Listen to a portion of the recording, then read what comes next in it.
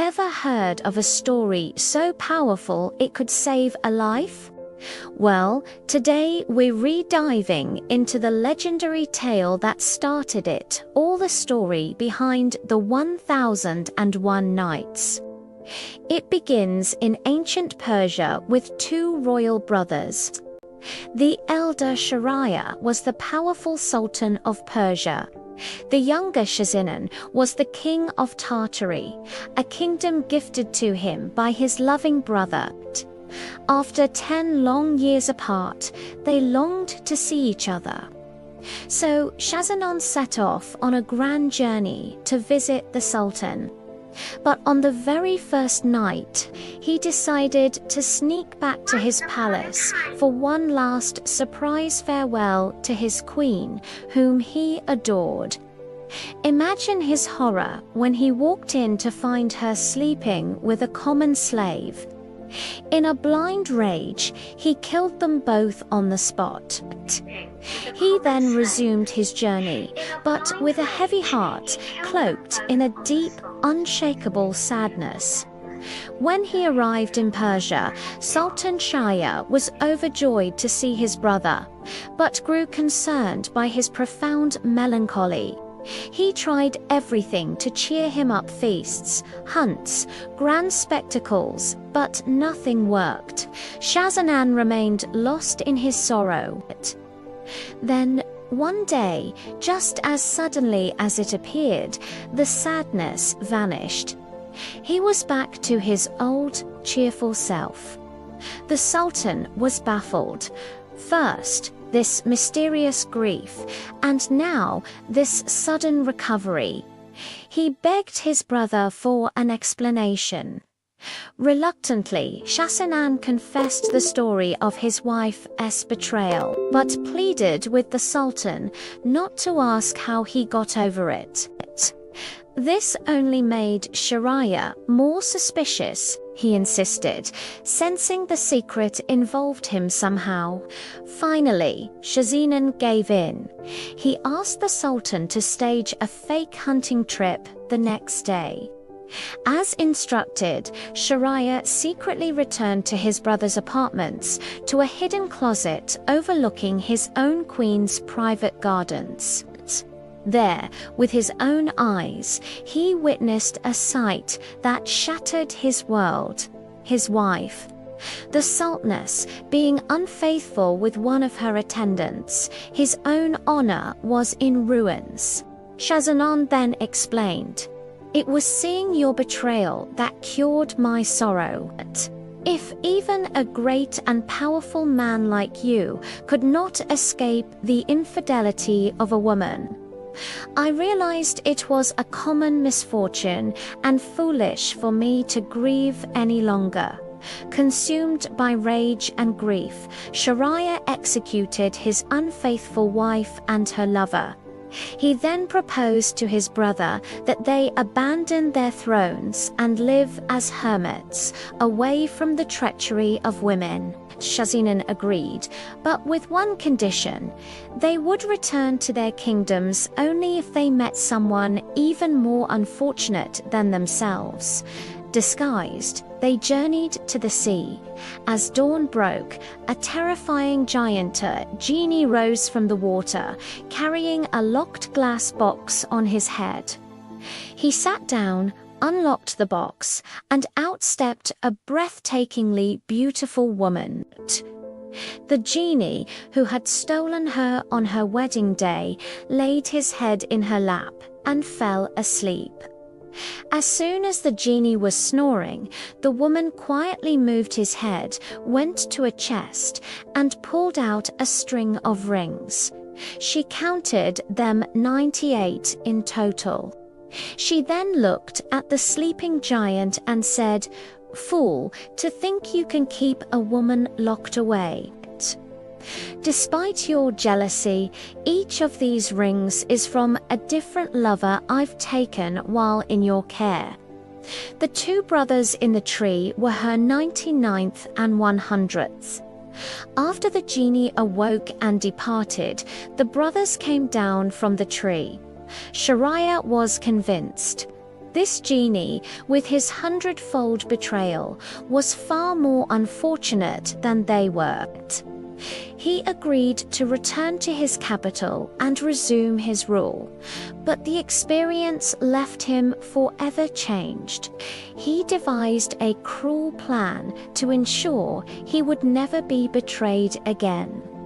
Every single night he would marry a new bride, and every single morning he would have her executed. The kingdom was plunged into terror. Every family with a beautiful daughter lived in fear. The people's love for their sultan turned to hatred, but no one dared to defy him. This is when a hero emerges from the most unexpected place. Scheherazade, the brilliant and brave daughter of the Grand Vizier, the very man tasked with carrying out the execution steps forward. She has a plan to end the bloodshed, her plan to offer herself as the Sultan's next bride. Her father was horrified, but Scheherazade was determined. She believed she could save the women of her kingdom with the power of a story, and that is where the 1001 Nights truly begin.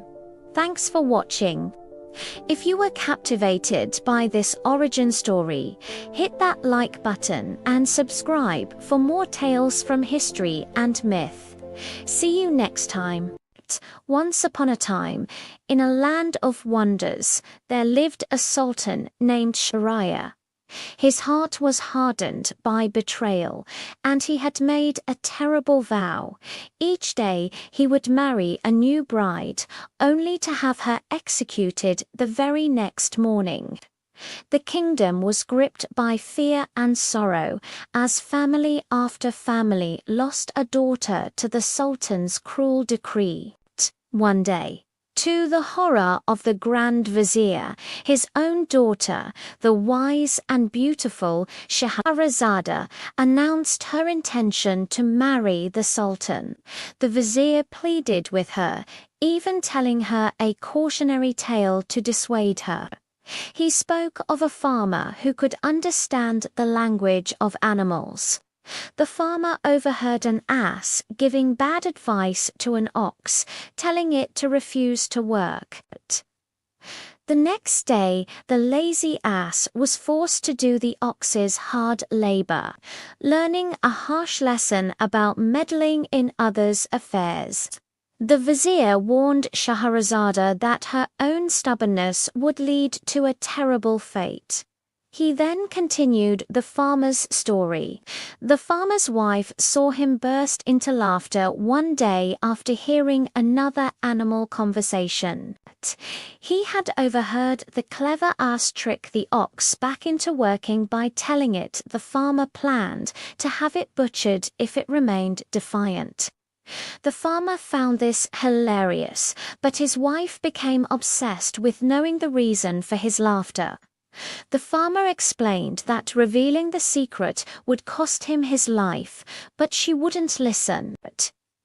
Distraught, the farmer was about to give in when he overheard his dog complaining to a rooster about the situation. The rooster scoffed, saying, "My master can't even manage one wife, while I handle 50. He should just take a stick to her, and she learn her place." The farmer took the rooster's advice. His wife quickly changed her tune, and the secret remained safe. The vizier finished his tale, telling Scheherazade that if she persisted, she would be treated just as stubbornly. But Scheherazade was unswayed. Her mind was set. With a heavy heart, the vizier presented his daughter to Sultan Scheherazade. The Sultan was captivated by her beauty, but warned the vizier that the vow would not be broken. Scheherazade would die at dawn, and the vizier himself would have to be the one to carry out the sentence. Even with this threat, Scheherazade remained calm. As she was led to the royal chambers, she made a simple request to the Sultan. Could her younger sister Dinazad be allowed to visit her one last time before dawn to say farewell? The Sultan, intrigued by this unusual bride, agreed. An hour before sunrise, Dinazad entered the chamber as planned.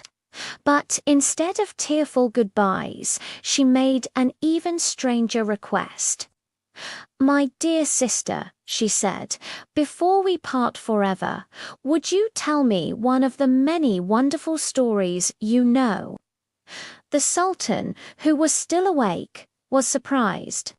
He was curious to hear what kind of story would be requested at such a moment. Seeing his interest, Scheherazade looked at him and, with a glimmer of hope, began her tale. What story could she possibly tell to save her own life? The fate of the kingdom rested on the words she was about to speak. If you liked the video, do not forget to subscribe to the channel and hit the notification bell so you get the next episode as soon as it is out. And make sure to like the video because it really helps us keep going. Are you ready to find out what happens next? The answers and decisive confrontations are waiting for you in the next episode, coming very soon. Don't miss it. Thanks for watching.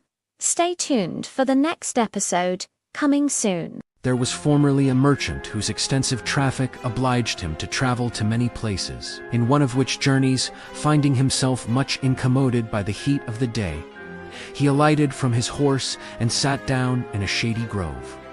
When taking some dates out of his portmanteau, he ate them, throwing the shells on each side of him. When he had done eating, being a good Mussulman, he washed his hands and feet at an adjoining rivulet, and said his prayers.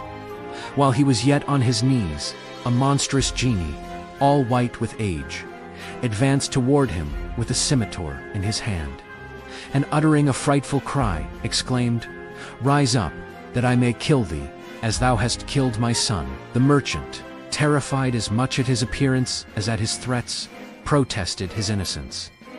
"How," exclaimed the genie, "did you not, even now, throw about the shells of your dates? My son was passing by, and you threw one of them into his eye, which killed him. Therefore I must kill thee," saying which he took the merchant by the arm, threw him on the ground, and lifted up the scimitar to cut off his head.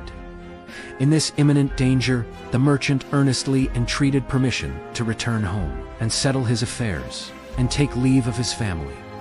"What time do you require?" said the genie. "I ask." "A year," replied the merchant. "I swear by Allah that this day 12th I will return under these trees, to put myself into your hands."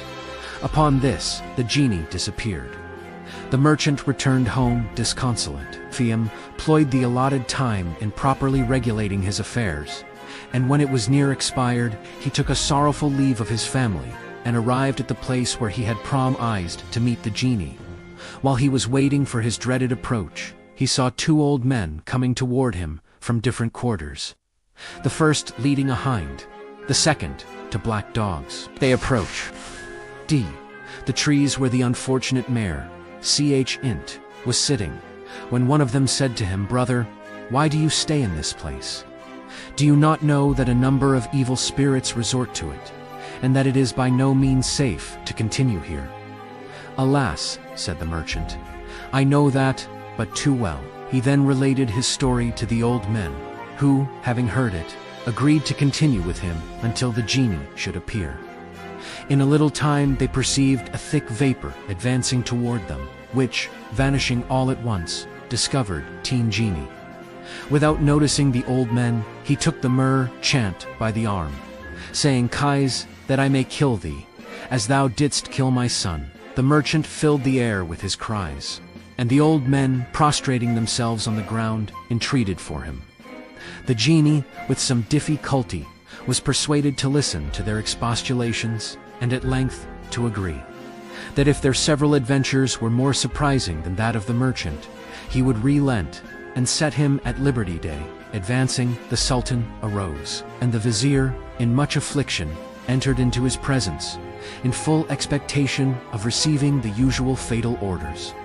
But the Sultan was so much taken with the beauty and accomplishments of his lady, and his curiosity was so much excited by the interesting story she had begun, that he became irresolute respecting his vow, and talking to his trembling vizier on other affairs. He left him in suspense, also as to the fate of his beloved daughter. The next morning, Scheherazade resumed her narrative with the history of. If you liked the video, do not forget to subscribe to the channel and hit the notification bell so you get the next episode as soon as it's out. And make sure to like the video because it really helps us keep going. Are you ready to find out what happens next? The answers and decisive confrontations are waiting for you in the next episode, coming very soon. Don't miss it. Thanks for watching. Stay tuned for the next episode, coming soon. I married, began the first old man, in my early life, my cousin, with whom I lived more than 20 years in much happiness. The only thing that abated it was that we had no children. The desire of posterity induced me to buy a slave, by whom I shortly had a son. I still lived in great harmony with my wife, who always treated the slave kindly, and appeared to be very fond of my boy. Some years after his birth I was obliged to go a long journey, and on my return, my wife told me that my son and my slave were both dead. I lamented their loss very much, but the feast of Bairam approaching, I thought it my duty to overcome my sorrow, and prepare for the holy festival. Accordingly I gave orders to my farmer to bring up one of the fattest cows, to sacrifice at the commencement of the solemnity. He obeyed, but when the cow was brought to me she bellowed piteously, and I could perceive tears run down from her eyes. Struck with so singular a spectacle, and moved, F knew not how, one was about to send the cow back and order another, when my wife opposed any exchange with great vehemence. I suffered myself to be prevailed on, and though I could not kill her myself, I ordered my farmer to do so, who obeyed me. When she was slain, it was found, notwithstanding her plump appearance, that she was mere skin and bone, and wholly unfit for the intended sacrifice. I immediately sent for another fat beast. When the farmer brought a calf, whose behaviour was still more extraordinary, he broke the cord, ran to me, and fell at my feet. I determined to listen to the impulse I felt in favour of this calf, and accordingly ordered him to be taken back, although my wife interfered with still greater eagerness, and insisted that he should be slaughtered. The day following, my farmer desired to speak with me alone. He took me to his own habitation, and introduced me to his daughter. By her I was informed that during my journey my wife had learned the black art, and by that means had transformed my slave into the cow we had unfortunately slaughtered the day before, and my son into the calf which had so narrowly escaped. I leave you to judge, powerful genie, how much I was distressed at this account, but not doubting my informer was able to restore my son, as she had the skill to discover his situation. I very earnestly besought her assistance on 2 conditions, replied she. I will restore him. First, that you give him me for a husband, and secondly, that you permit me to punish, as she deserves, the wicked enchantress who has transformed him. I consented. She then pronounced certain words, and sprinkling my son with water, he resumed his shape. He joyfully married his fair benefactress, who changed my wicked wife into the hind you see here. The story of the old man with the 2 black dogs, prince of genii, said the second old man. These dogs and myself are brothers. On the death of our father we divided his substance among us, and each received 1,000 sequins. One of my brothers resolved to travel, laid out his money in goods suited to the country he intended to visit, and departed. After a year's absence, he returned in great distress, having lost all his effects. Meantime, by industry, I had acquired an additional 1,000 sequins, which I readily gave him. My other brother, not disheartened by the ill success of the first, pursued the same measures. Very shortly he also returned entirely ruined. To him also I gave another 1,000 sequins. We then agreed to remain at home and pursue our business carefully, without seeking further adventures. Some years afterward, both my brothers besought me to join with them in a trading voyage. Their importunity prevailed. I disposed of my stock, which now produced 6,000 sequins, half of which I buried in a corner of the house, and gave each of my brothers 1,000 of the remainder. We arrived safely at our destined port, where we sold our adventures to good profit. When we were nearly ready to return, I met on the banks of the sea a lady, handsome but poorly clad, who very earnestly persuaded me to marry her. I consented, and having taken her on board the vessel, we set sail. My wife proved to be possessed of so many good qualities that I became every day more fond of her. My unworthy brothers, envying my superior good fortune, seized us both while asleep, and threw us into the sea. But little did these bad men imagine the punishment that awaited their cruelty and ingratitude.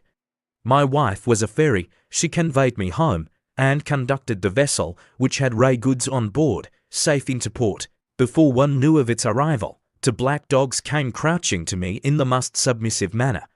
"These," said the fairy, "are your brothers. Thus is their wickedness requited, and it is one part of their punishment, that in this degraded state they must look for support and protection to the other they so basely betrothed." The genie thought these adventures so singular that he remitted the punishment of the merchant, and disappeared. And the merchant, after suitably thanking his benefactors, returned home again with joy to his family. The Sultan was delighted with these stories. He requested Scheherazade to proceed next night to another, and going into the divan the vizier, his family, the court, and the people in general were overjoyed to find that he gave no orders to put the beautiful sultaness to death. If you liked the video, don't forget to subscribe to the channel and hit the notification bell so you get the next episode as soon as it is out. And make sure to like the video because it really helps us keep going. Are you ready to find out what happens next?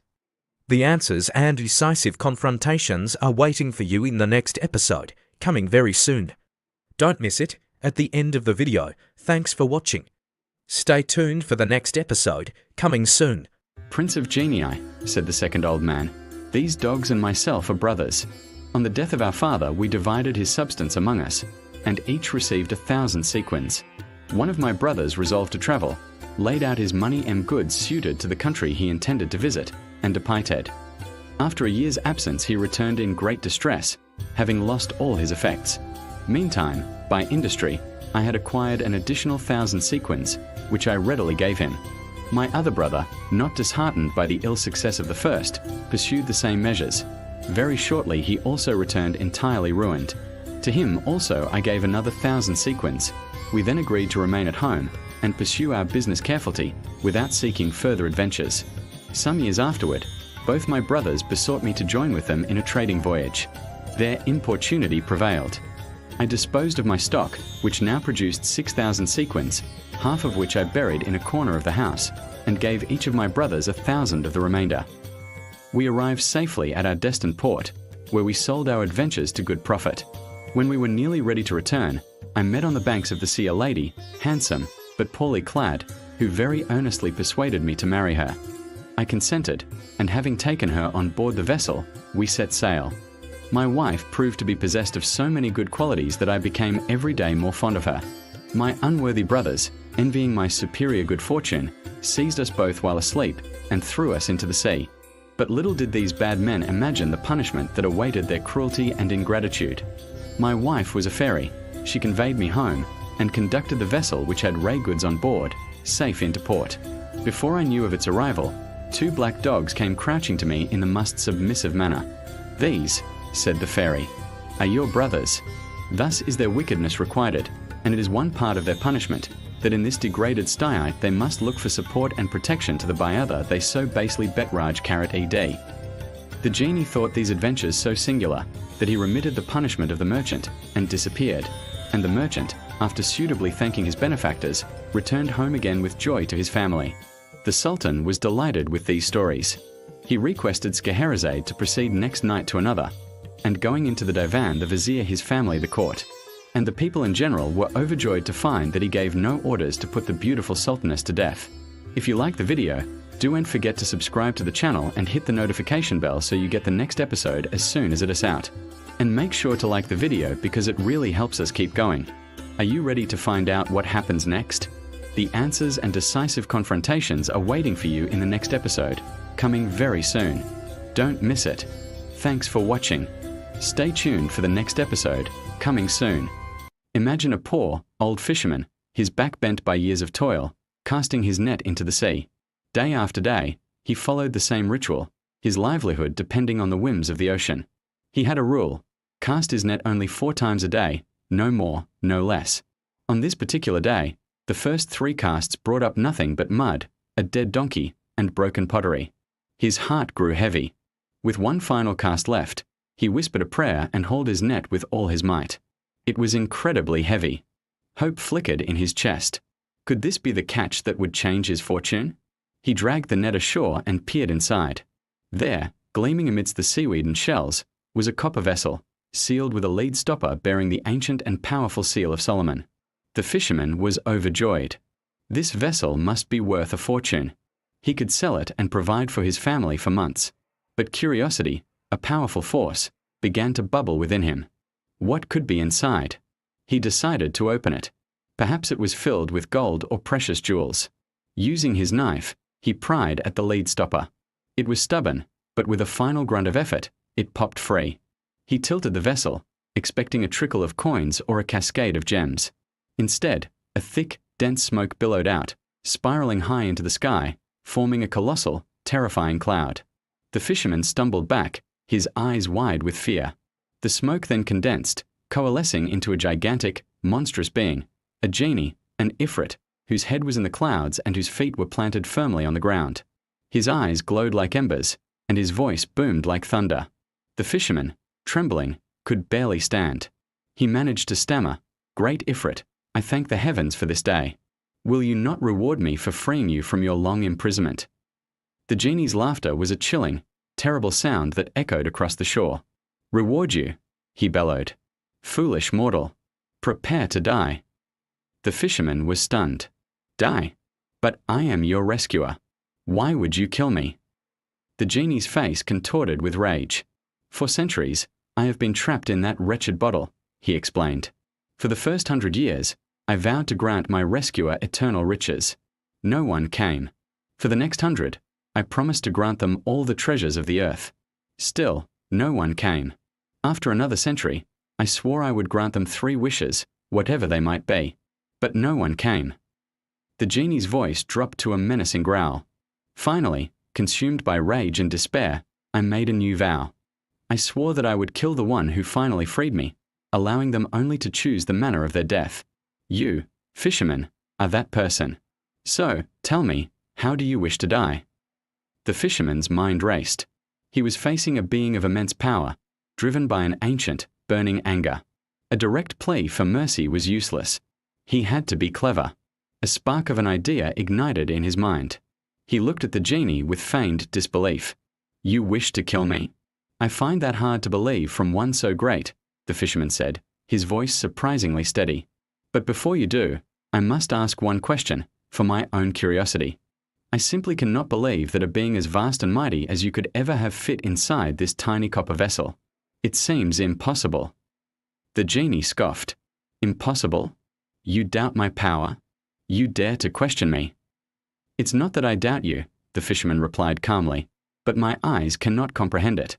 Unless I see it with my own eyes, I will never believe that all of you could fit into this small flask." The genie, his pride stung, roared, "Then watch, you ignorant fool, and witness my power." In an instant, the colossal figure began to dissolve. The monstrous form dissipated back into a thick column of smoke, which swirled and funneled itself, pouring back into the narrow opening of the copper vessel on the sand. The fisherman watched, his heart pounding in his chest, as the last wisp of smoke was drawn inside. He didn't hesitate for a second. With lightning speed, he lunged forward, grabbed the lead stopper with the seal of Solomon, and slammed it back into the mouth of the flask, sealing the furious genie inside once more. The genie's muffled roars of rage echoed from within the vessel. "Let me out, fisherman. I will reward you. I will make you rich beyond your wildest dreams." But the fisherman was no longer a fool. He had learned a valuable lesson. "Oh, mighty genie," he called out, his voice now firm and confident. "I heard your story of broken vows. You had centuries to plan my reward, but chose my death instead. Now you will remain in this prison, a warning to all about the consequences of ingratitude." The genie begged and pleaded, promising all the wonders of the world, but the fisherman's mind was made up. He picked up the heavy vessel. He could have sold it, but he knew the danger it contained was too great. He walked to the edge of the water and, with all his strength, hurled the copper flask back into the deepest part of the sea, where it would remain, hopefully, for all eternity. The fisherman, though still poor, returned home that day a much wiser man. He had faced death and outsmarted a powerful being not with strength, but with wit and courage. His story teaches us that even in the face of overwhelming odds, a clever mind can be the most powerful weapon of all. It's a timeless reminder that quick thinking and ingenuity can triumph where brute force fails. Thanks for watching our story today. If you enjoyed this tale of wit and wonder, don't forget to hit that like button and subscribe for more amazing stories from around the world. See you next time. There was a king of Greece who was sorely afflicted with a grievous leprosy. His physicians had exerted all their art in vain. His case was declared hopeless, and Ha expected every day to sink under the loathsome disease which oppressed him. At this time there came to his court a strange Phacean named Doban, who, after examining the patient, asserted that, so far from the king being incurable, he would undertake to restore his health without either inward potions or outward applications. This extraordinary proposal was readily accepted. The physician prepared a racket, and besought the king to play at tennis with it. "I have lodged," said he, "certain drugs in the handle, which is hollow. When these are heated, they will penetrate your Majesty's whole frame. Leave off then, bathe, and retire to rest, and tomorrow you will find yourself perfectly cured." The king followed the direction of Doban, and rose the next morning entirely free from his malady. The physician was invested with the most distinguished honors. The king loaded him also with riches, and the courtiers with caresses. He became the declared favorite, and every one who had a suit to prefer to the king solicited the interest of the physician. But amid all his prosperity lurked the most fatal destruction. The Grecian king was a very weak prince, easily irritated and tyrannical in his disposition. His former favorites envied Doban and seized every opportunity to excite distrust of him in the royal breast. "He is become," said they, "next in dignity and power to yourself. As he cured you in a manner so simple, may he not also by methods as unsuspected cut off your Majesty, who alone stands between him and the throne?" For a long time the Grecian king repelled these insinuations. "Were I to listen to you," said he to his courtiers, "I should be like a certain man who had a faithful parrot, who reported to him the incontinence of his wife during his absence. The wife, enraged at the telltale, contrived a method of destroying the credit of the bird, and being revenged at the same time. Accordingly, when her husband went another journey, she caused a slave to scatter water over the cage all night, in the manner of rain, while others produced plus or minus the appearance of thunder and lightning. The next day, when the husband returned, the parrot complained of having been exposed all night to the fury of a continual storm. As the master knew the weather had been exceedingly fine, he hastily concluded that his bird was false, and in resentment put it to death. But the future ill conduct of his wife too soon proved to him his parrot's truth and his own rashness. "Sir," replied his vizier, "it is my duty to be particularly attentive to your safety, nor must I suffer you to be led by specious appearances into real danger." The vizier of a neighboring king was entrusted with the care of his master's only son, and so ill did he perform that duty, that he suffered the young prince to separate from his train, in the eagerness of the chase, till he was left alone and had lost his way. While he rode about, he came up to a handsome lady who appeared to be in great distress. The prince was naturally compassionate. He heard her tale, and at her request took her upon his horse, which he guided by her direction. They came at length to the ruins of a castle in a lonely place, where the lady desired him to alight. He obeyed. The lady entered the ruins, and while he was securing his horse, he heard her say softly, "Be glad, my children. I have brought you a handsome young man, very fat." Other voices immediately answered, "Mamma, where is he? Let us eat him presently, for we are very hungry." The prince heard enough to convince him of his deed. He perceived that the supposed distressed lady was really an ogress, wife to one of those savage demons called ogres, who frequent remote places and use 1,000 wiles to surprise and devour passengers. He began to untie his horse again with all diligence, putting up all the while prayers to heaven for his deliverance. The ogress, returning to the door, never doubted but B was still employed in fastening his horse, and hearing him utter prayers, she also pretended to put up ejaculations. But the prince was not to be deceived by this hypocrisy. Having loosened the rein, he leaped upon the saddle, and was soon out of the monster's power. But although he escaped unhurt, his royal father was so much enraged at the danger he had been in, that he very justly caused his careless vizier to be put to death. I should deserve the same punishment if I did not protest against the conduct of Doban, who, though as specious as the ogress, may be equally dangerous. The credulous Grecian king began at length to listen to these insinuations, which the vizier, observing, so inflamed his passions that he caused his benefactor to be seized and brought into his presence to be put to death. Doban, astonished at so fatal a denunciation, solicited earnestly for mercy, but in vain. "You see," said the fisherman to the genie, "how the king treated his benefactor. So have you also behaved to me." When Doban found himself in the hands of the executioner, he once more applied himself to the king, requesting he would, at least, allow him to live till the next day. "I have," said he to the cruel prince, "among my books one well worthy of your majesty's acceptance. If, when my head is struck off, you will open the book at the 6th leaf, and read the 3rd line, my head will answer any question you shall ask the king."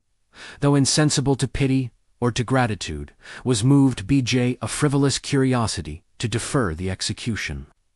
The following day, when Doban was brought into the royal presence, he renewed his supplication for life, reminded the king of his services, and in the most earnest manner protested his innocence. The unworthy prince told him plainly that all he could say was in vain.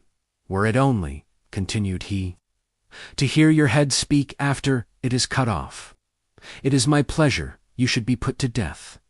The physician, seeing his fate inevitable, submitted. He presented a large folio to the king. "Place my head," said he, "for a moment on the cover of this book, and I shall be in a condition to answer your questions." The executioner performed his office, and the head being placed as directed, the blood stanched, the eyes opened, and it called upon the king to open the book. The king obeyed, but finding the leaves stick together, he put his finger to his mouth and wetted it to separate them. When he came to the 6th leaf, he said, "Please, physician, there is nothing written here."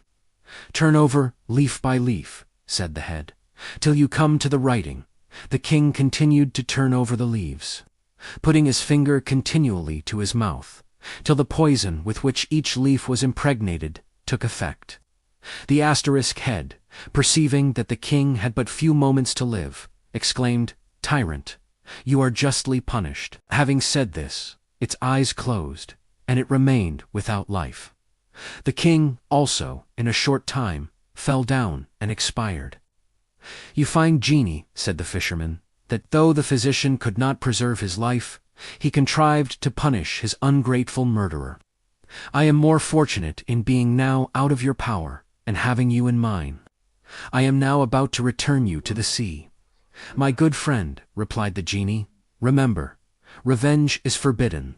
Do not treat me as Imama did." "How was that?" asked the fisherman. "Ho," replied the genie, "do you think I can tell stories in this confinement? Let me out, and I will tell you as many as you please." "No," said the fisherman, "I will not let you out. On the contrary, I will this moment cast you back into the sea." "Hear me, I charge," exclaimed the genie. "If thou wilt deliver me, I swear in the most solemn manner that I will not hurt thee. On the contrary, I will teach thee how to become as rich as thou desirest to be." Overcome by this promise, the fisherman once more opened the vessel. And the genie, resuming his form, instantly kicked it into the sea. The fisherman was alarmed at this action, but the genie assured him he was safe. He then led him up a mountain, from whence they descended to a great pond that lay between 4 hills. "Cast in thy nets here," said the genie, "and carry the fish thou shalt take to the Sultan, who will liberally reward thee. Only beware not to throw in thy nets more than once a day, or thou wilt repent it." Having said this, the genie disappeared. The fisherman immediately threw in his nets. But though the pond seemed to abound with fish, he caught only 4. He was much pleased to find them unusually beautiful, and each of a different color, one being white, one red, one blue, and one yellow. Having much admired them, he set off for the palace, to present them to the Sultan. The singular beauty of the fish made them very acceptable. The liberal prince rewarded the fishermen with 400 pieces of gold, and ordered them to be served as a part of the entertainment of the day. But an amazing prodigy disappointed the Sultan. As the cook was frying the fish, on turning them the wall of the kitchen opened, and a beautiful young lady entered, holding a rod of myrtle in her hand, and advancing to the pan, she struck one of the fish, saying, "Fish, fish, are ye in your duty?" When the 4 fish, lifting up their heads together, said, "Yes, yes, if you reckon, we reckon. If you fly, we overcome, and are content." As soon as they had thus spoken, the lady overturned the frying pan and passed again through the wall, which closed immediately and became as before. The cook was exceedingly terrified, but recovering herself and picking up the fish, she had the misfortune to find that they were burnt to a cinder and utterly unfit to be served at the royal table. She was under the necessity of relating the phenomenon to the vizier. That minister invented an excuse which satisfied the Sultan, but being very desirous of seeing so strange a scene, he ordered the fisherman to provide him for other fish of the same sort as soon as possible. The day following, the fisherman obeyed the vizier's orders, and to his great joy received another 400 pieces of gold. The vizier shut himself up with the cook, who placed the fish on the fire, and on turning them, when fried on one side, the wall again opened. The lady appeared the same. Dialogue passed between her and the fish. When having overturned the pan, she retired, and the wall closed, as on the preceding day. The vizier, astonished beyond measure at so great a prodigy, failed not to relate the matter to the Sultan. That prince was equally surprised and impatient to see so strange a scene himself. The fisherman provided 4 more fish on the following day, and again received a sum which was to him quite a treasure. The Sultan, attended by his vizier, retired into his closet. The fish were placed on the fire, and on turning them, the wall opened. But instead of the young lady, there came out a gigantic black, in the habit of a slave, who advanced with an air of anger to the pan, and touching one of the fish, said, in a terrible voice, "Fish, are thee in your duty?" At these words, the fish raised up their heads, and answered, "Yes, yes, we are. If you reckon, we reckon. If you pay your debts, we why ours. If you fly, we overcome, and are content." To black then threw the pan into the middle of the closet, and the fish were reduced to coal. Having done this, he read fiercely, and the wall shut, and remained as before. When the Sultan recovered from his astonishment, he sent for the fisherman to know where he caught these extraordinary fish, and finding it was near the city, he ordered his usual retinue, and set off immediately. On ascending the mountain, the pond, and an immense plain beyond it, presented themselves, which no one remembered to have seen before. The Sultan ordered his court to encamp by the side of the pond, and retired to his pavilion with his vizier. To him the Sultan declared his resolution of exploring, alone, this new-discovered plain, in hopes of finding out the cause of so many wonderful events. He commanded the vizier to detain his attendants on that spot, and to excuse to them his not appearing under the pretense of his being indisposed. At the dawn of the morning, the Sultan set forward, and by sunrise he saw before him a great building, which roved to be a magnificent palace of black marble, As the gates were open, the prince entered, but met no any living creature. He wandered through many spacious apartments, all furnished in the most splendid manner, and kept in the most exact order. He called out aloud, but no one answered. After walking about a long time, he grew weary, and sitting down was beginning to reflect on the wonders which had happened when he was interrupted by the voice of one complaining. He listened attentively, and following the sound he came to a magnificent hall, at the upper end of which, on a throne of burnished gold, sat a handsome young man, richly habited in regal attire, but oppressed with the deepest melancholy. As the Sultan drew near, he saluted him. The young prince returned the salute by bowing his head. "I ought to rise, sir," said he to the Sultan, "to receive you, but, alas, I can but too well apologize for continuing in this posture." Saying this, he drew aside his robe and discovered to the Sultan that he was only a man from the head to the girdle, and that the other part of his body was black marble. "What you show me," said the Sultan, "fills me with grief and horror. One conjure you, most unfortunate prince, to relate to me by what accident you have been reduced to your present situation. I am persuaded your story is somehow connected with certain extraordinary events, which have occurred to me lately. Perhaps fortune has led me hither to be of service to you." "Alas," replied the young man, "I have no hope of relief.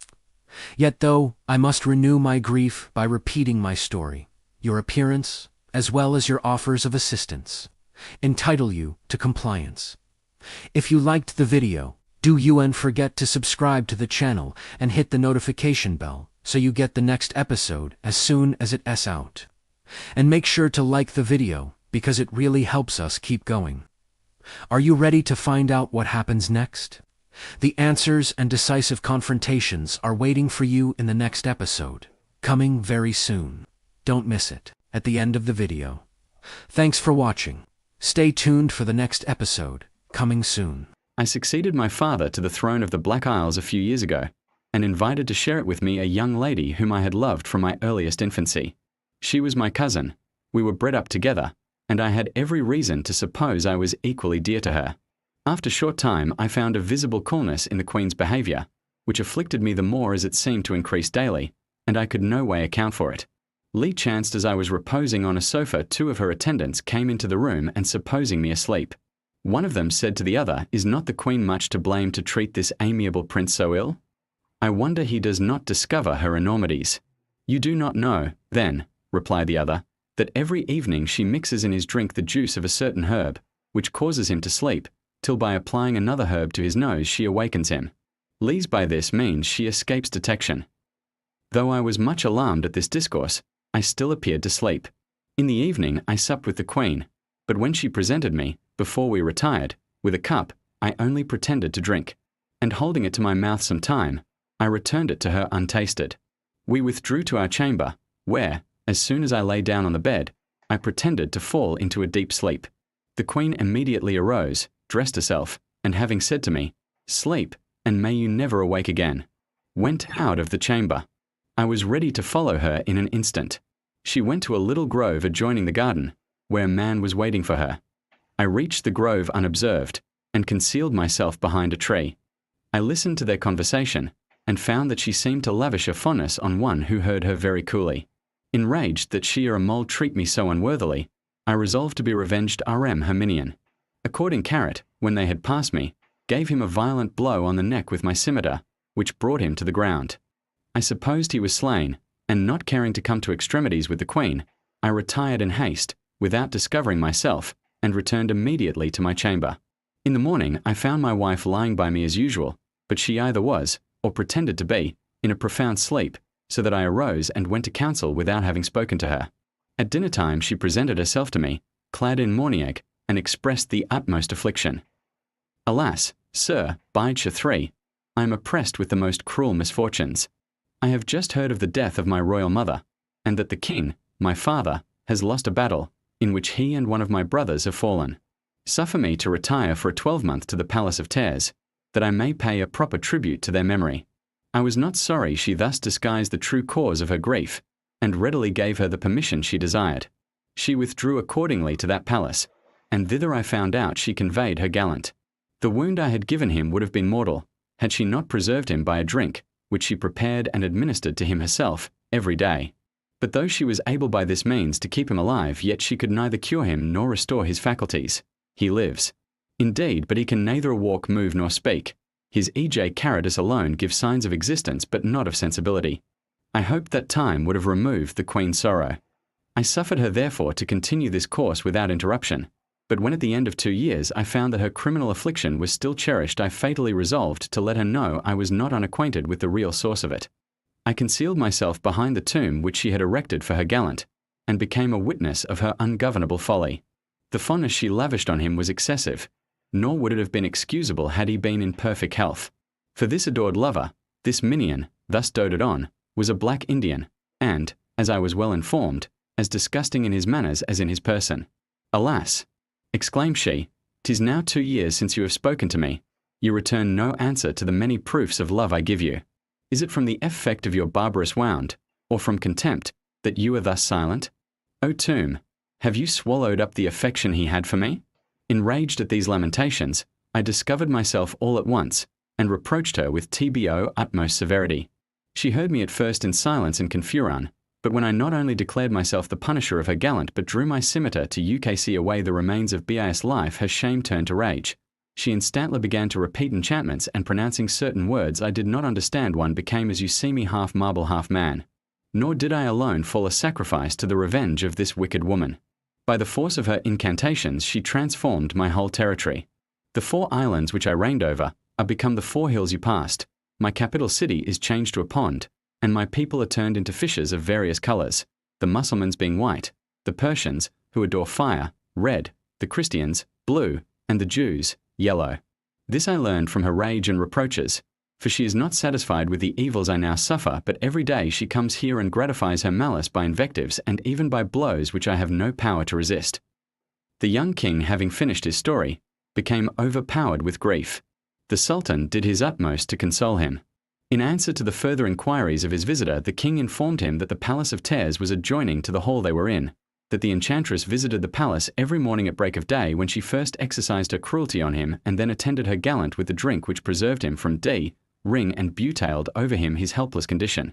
The Sultan, having revolved these matters in his mind, took leave of the unhappy king, when he found he was a little composed, without acquainting him with his intention, lest a disappointment should aggravate his affliction.